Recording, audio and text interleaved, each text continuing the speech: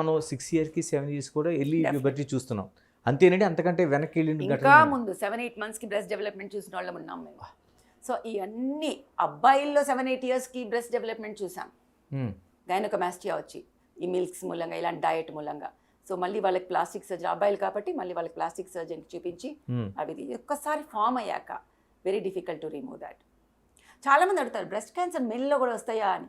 వస్తుంది కదా, మనకి చాలా famous people died of breast cancer even men. ఎందుకని అంటే బ్రెస్ట్ టిష్యూ ఇస్ దేర్, కానీ అది బ్రెస్ట్లా డెవలప్ అవ్వదు, టిష్యూ ఇంతనే ఉంటుంది.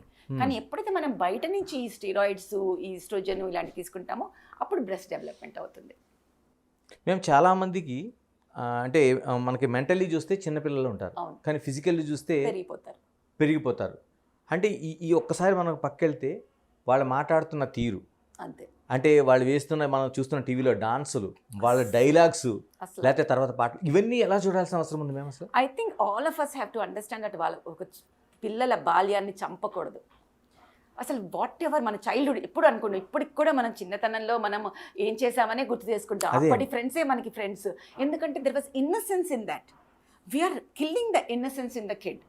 ఆ పాప ఆ స్టెప్ వేయటం వల్ల అది ఇన్నసెంట్గా చేసి ఉండొచ్చు, బట్ చూసే వాళ్ళల్లో మనకి ఏమి రేగుతుంది, అందరూ ఫాదర్లా చూడరు కదా, బ్రదర్లా చూడరు కదా, అది మనం క్రియేట్ చేయలేం మనం. So I think what the day a man can sit and see a child dance and think that oh చిన్నపిల్ల అని, అలా మనం అందరి బ్రెయిన్స్లో ఏం నడుస్తుందో చెప్పలేం కదా. So I think people have to understand that మా పాప చిన్నది, మేము చేస్తున్నాము, మీకేంటి అంటే that this no answer for it. But ఆ పాపకి ఏమైనా జరిగినా కూడా దానికి జిమ్మెదారి మనమే అని కూడా గుర్తుపెట్టుకోవాలి. మేము వాళ్ళు మాట్లాడుతున్న తీరు, ఎక్స్ప్రెషన్స్, అవన్నీ they are being taught, they are doing it without knowing that it is wrong. అది ప్రాబ్లం, అది నా పాయింట్. అంటే అది గొప్పగా చూస్తున్నారు తల్లిదండ్రులు. అది that's what the fault here is the parents, because they are thinking celeb status. మా పిల్లలు ఒక సెలబ్రిటీ అవ్వాలి, అందరూ గుర్తుపెట్టుకోవాలి. Probably they are right in that sense. దానికి ఇదే దారిగా పిల్లల ఏమంటాం స్పోర్ట్స్మెన్షిప్ని పెంచాలి, కానీ వాళ్ళు kids are becoming so insecure that వాళ్ళలో ఓడిపోతే కూడా they are not able to take it. వాళ్ళు they are behaving like that and they are thinking there is nothing wrong, we're good in everything. So if we lose, వాళ్ళు ఎవరో partiality చూపించడం వల్ల loose అవుతున్నాము.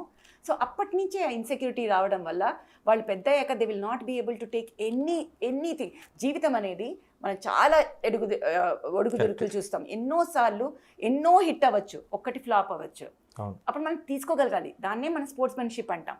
కానీ ఆ స్టేజ్లో లేరు ఇప్పుడు పిల్లలు. ఎందుకు? ఎందుకంటే parents are not telling them that is okay to lose, it's okay to fail. పిల్లలు 10th క్లాస్ ఎగ్జామ్ రాగానే మనం అందరూ భయపడుతుంటాం, ఎక్కడ చావులు ఇంపిస్తాయా అనేసి. ఇంటర్ ఎగ్జామ్ రిజల్ట్స్ రాగానే చూస్తాం. ఎందుకు? 95% వచ్చిన వాళ్ళు 93 వస్తే కూర్చుని ఏడుస్తారు, 99 వచ్చే వాళ్ళు 98 వస్తే కూర్చుని ఏడుస్తారు, 70% వాళ్ళు బాగానే ఉంటారు.